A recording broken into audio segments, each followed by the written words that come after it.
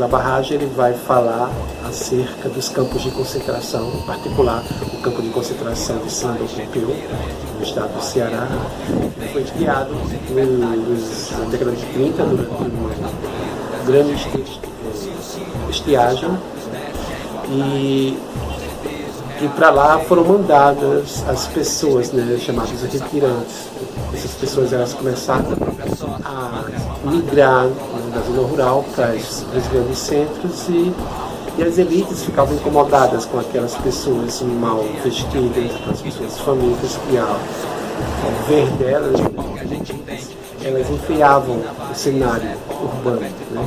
Então, os governos decidiram então criar espaços onde as pessoas pudessem ficar confinadas, longe dos grandes centros. Para lá, essas pessoas eram atraídas com falsas promessas de emprego, enfim, e elas chegavam nesses espaços e ficavam lá confinadas, sem nenhuma condição sanitária, com a alimentação assim, de baixíssima qualidade, e então elas morriam de fome, morriam de doenças infecto-contagiosas.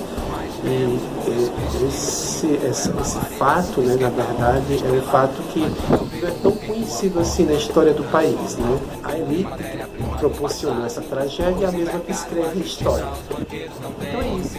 Espero que o filme possa plantar em cada um de vocês a reflexão a qual ele se propõe, né? Não é apenas denunciar, mas sim um grito a favor da vida, né?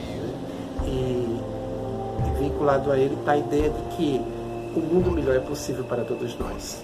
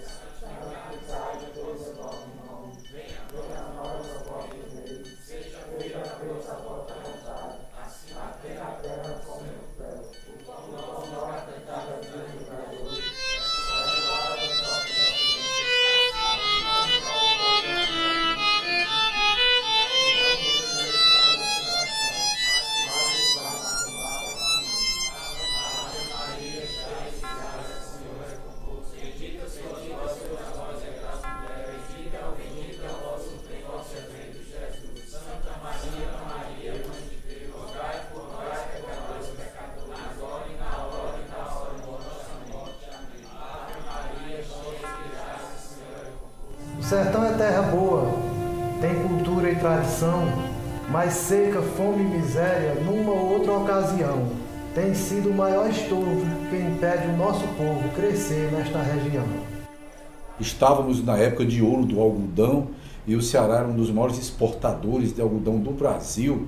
Os fardos de algodão chegavam de trem, tanto do norte quanto do sul do estado, e dos portos daqui iam direto para a Inglaterra, para as fábricas têxteis. Então o Ceará estava riquíssimo, mas a riqueza do Ceará era para alguns, era para os grandes empresários. No sertão continuava o morador, o agricultor, totalmente ligado à terra, numa espécie ainda de feudalismo nos anos 30, e trabalhando numa proporção da colheita. Esse agricultor é aquele que na época da seca é o descartado. É aquela mão de obra flutuante que nas épocas de boa colheita colhe alguma coisa, colhe o algodão, um pouco de milho, um pouco de feijão, agricultura familiar só para ele, mas que na seca é descartável e mandado embora. No sertão não chove mais, só chove nas capitais. Estão morrendo os animais, sem ter água e sem ração. O Nordeste brasileiro sempre, historicamente, foi marcado pelas secas. E Senador Pompeu, na década de 32, ficou conhecido como a grande seca que assolou o Nordeste brasileiro, em particular o Ceará. e o Sertão Central, onde está localizado o município de Senador Pompeu. Naquela época era bem provável a construção de grandes obras hídricas para exatamente enfrentar os grandes períodos de estiagem. Senador Pompeu tinha já em mente, em pauta, a construção de um grande reservatório de água que viria a ser a redenção desses municípios aqui do Sertão Central, a barragem do Patu. A palma que tinha morreu, o meu gado emagreceu.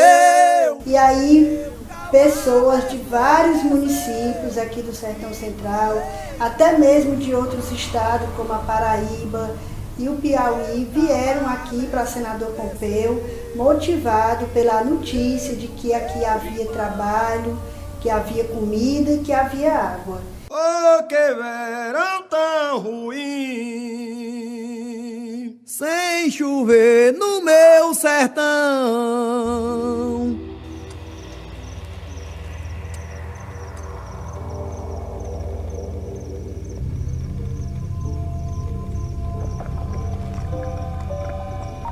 Esse conjunto arquitetônico, toda essa estrutura, ele é montado, é um estudo em 1919, no governo de Epitácio Pessoa, para as obras de açudagem, de reservatórios de água, exatamente combate à seca.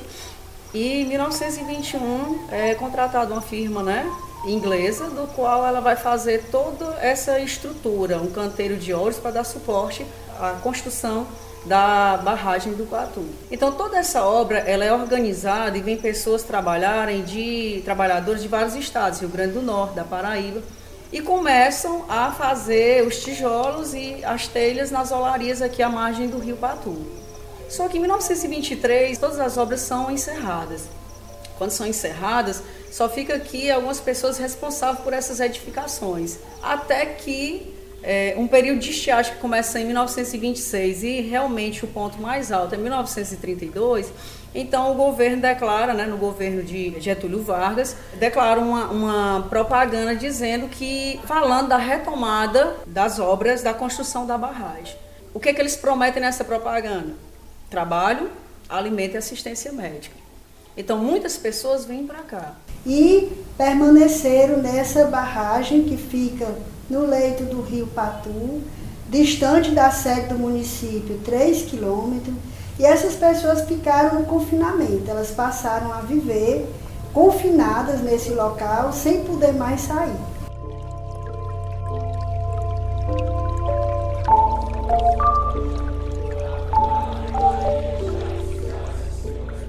Foi grande a calamidade em toda essa região.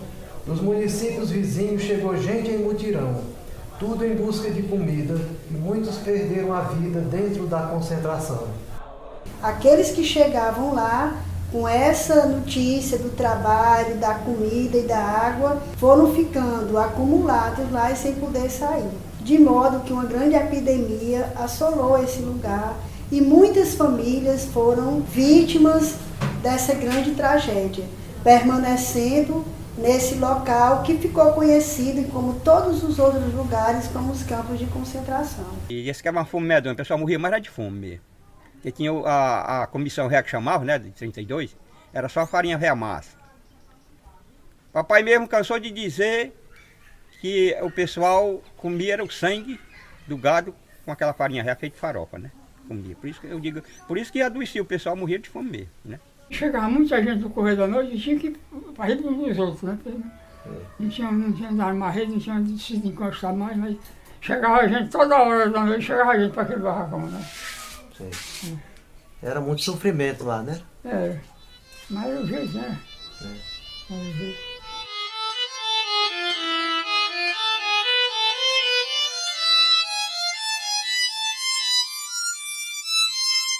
Um verdadeiro amontoado de pessoas, de flagelados, de retirantes, chegaram em Senador Pompeu, mais ou menos em média no final de abril para início de maio, começaram a fazer o cadastro. A estrutura que aqui está não é para a construção da cerca de 32.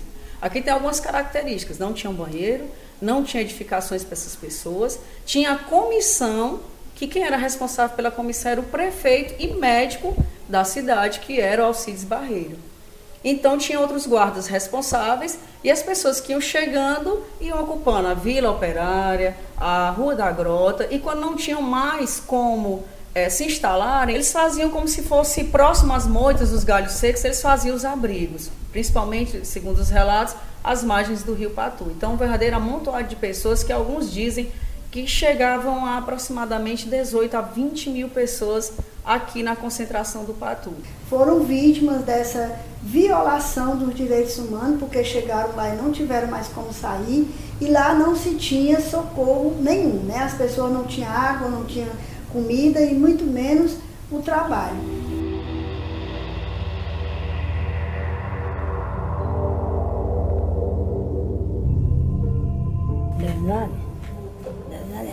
Eu tenho dois nomes, eu me batizei Carmela, por Raimundo e me quis Carmela. Nasci no ano de 21, no ano de 21, 1º de abril de 21.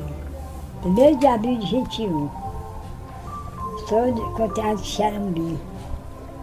Nasci lá. Era cheia de gente do 32 da seca, viu? Era cheia de flagelado. Já morreu, gente bem passando aqui. Morreu uma fome bem pesada de carinho. Morreu. De fome, de inchada, de doença, cada fome. Todo dia morreu gente, todo dia 4, 5 pessoas. Ali malando, lá tinha uma barraquinha de vazio, ali malado, defunto, tudo em cima do para enterrar.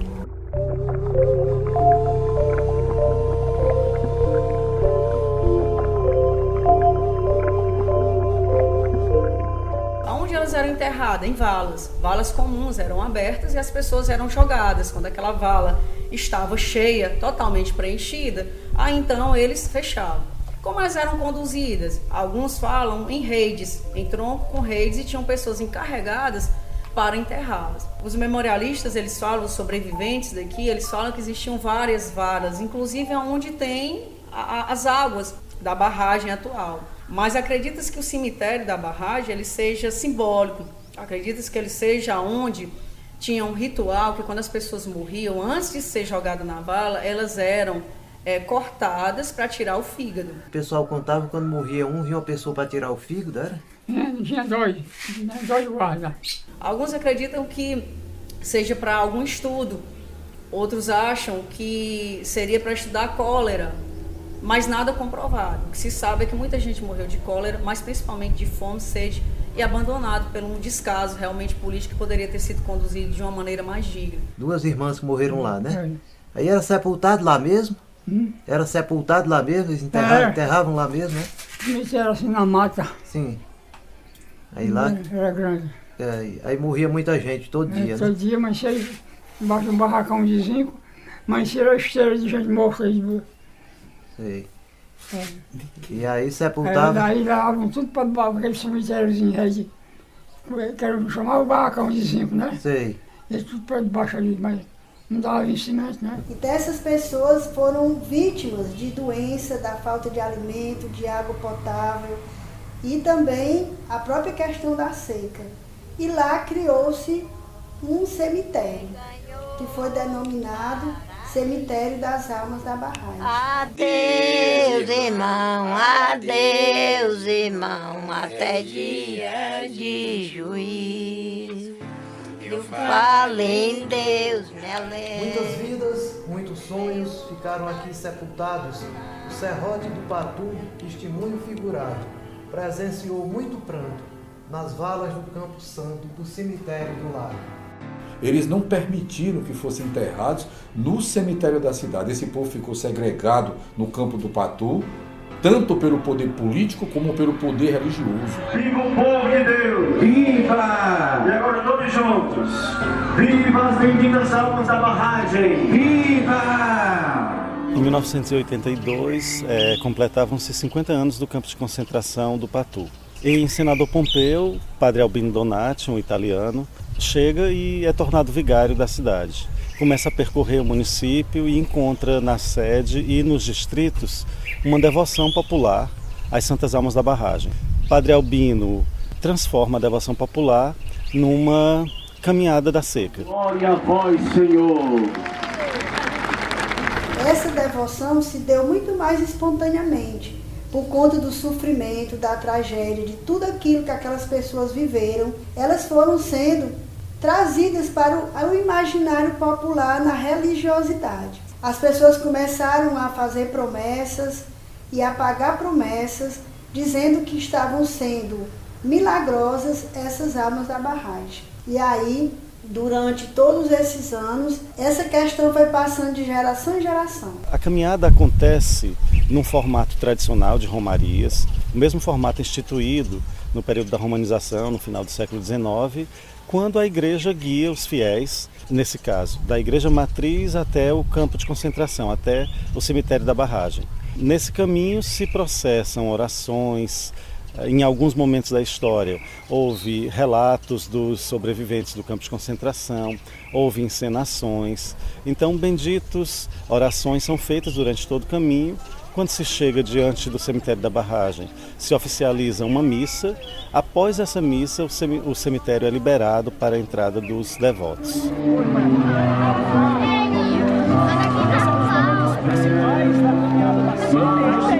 Foi um acidente grande, né? E eu me agarrei com as almas do cemitério, da barragem, né? Eu passei até um dia meio deitado, mas me agarrei com ela, tudo deu certo, né? Que as almas do cemitério é boa, né? Ele diz assim, meio deitado. Ele passou bem 30 dias, sem andar. Os devotos das Santas Almas são populares da cidade, de cidades vizinhas, porque no campo de concentração a gente não tem um registro exato, oficial, de onde vieram e para onde retornaram todos os 20 mil, mais de 20 mil acampados, né, concentrados ali no campo de concentração. Mas nós sabemos que muitos permaneceram ali e com eles ficou essa devoção. Até hoje, dos poucos sobreviventes e da narrativa deles, a gente consegue reconstituir essa tradição, que é, diante da fé nas Santas Almas, realizar uma promessa e pagar essa promessa com a caminhada da cidade até o cemitério da barragem e oferecer o pão, a água e as velas. Ele teve fé nas almas do cemitério da barragem e pediu para elas que se ele se recuperasse, ele iria participar da caminhada da barragem, como também fazer a limpeza, tanto interna como externa, do cemitério da barragem. Como ele alcançou, isso acontece todo ano. Antes da caminhada, ele já está lá limpando o cemitério. Eu acredito que aqueles pessoas morreram de fome e sede, viu? Eu acho que eles estão num bom lugar.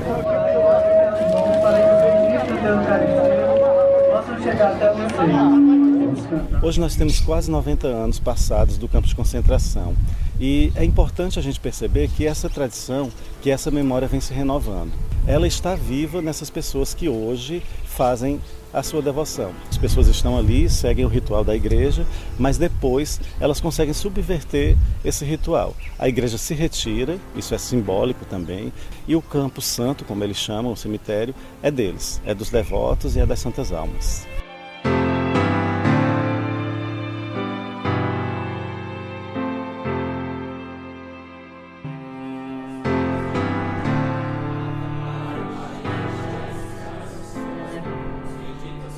E a água é um bem comum. Está escrito e aprovado lá na Constituição o direito assegurado. Mas precisamos lutar para podermos conquistar o que sempre foi negado. Mas a caminhada da seca, ela não traz só a simbologia da fé, não é só a questão da fé. Ela também traz a simbologia da compreensão do fato. Por que aconteceu esse fato? Quais os fatores que estão envolvidos? A questão da política das secas, as políticas das grandes obras, que nunca resolveu o problema da seca, né? Traz a reflexão sobre a questão da convivência com o semiárido, traz a reflexão de que o fato, tal fato, da violação de direito que foi ali patrocinada pelo Estado, que foi ali executada pelo governo, que tal fato não venha mais a acontecer. E que possa se olhar para frente, que políticas públicas possam ser desenvolvidas para a convivência com o semiárido e não essa história da política de combate às secas e das grandes obras que só tem servido para a questão dos desvios de recursos desde lá do Império até hoje e não tem resolvido o problema e não tem garantido o direito dos povos do semiárido, do acesso à água, do acesso à terra para viver e produzir.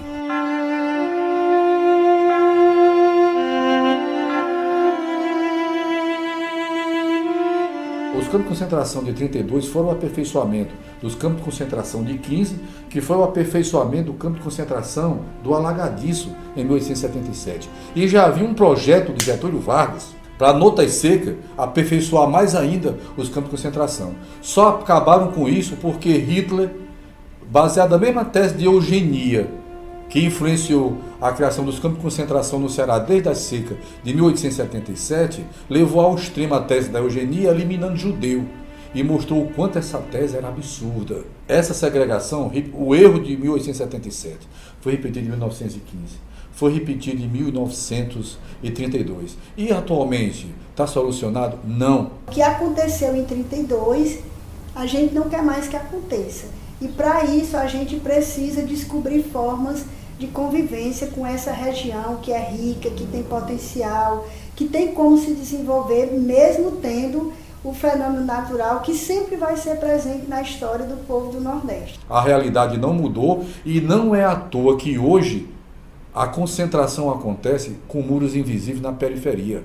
Se você pegar o mapa da violência que foi lançado no ano passado, baseado nos estudos do IPEA e baseados em boletins de ocorrência e em atestado de óbitos de hospitais, o que é que você vê? 45 mil pessoas são assassinadas por ano. A maioria são jovens entre 15 e 29 anos. A maioria de pele parda, descendente dos pobres que nos grandes centros, como aqui em Fortaleza, moram na periferia. É o Pirambu, que descende dos mesmos concentrados. É Senador Pompeu, o pessoal que mora no Alto Cruzeiro, na Rua da Lagoa, descendente dos mesmos concentrados, que hoje são vitimados pelo crack.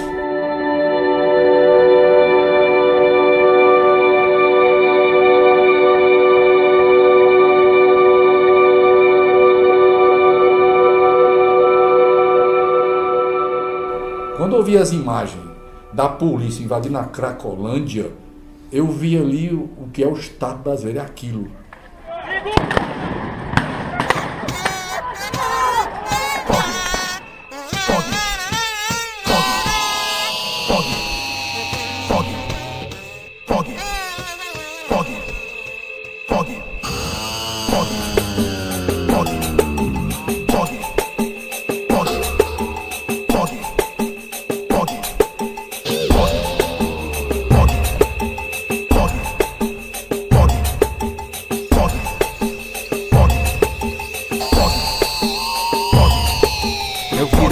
Cheio de piranhas de um povo alienado e contente. Ladrões sem liberdade nos seus jatos fugiam e lá fora gastavam dinheiro dessa gente.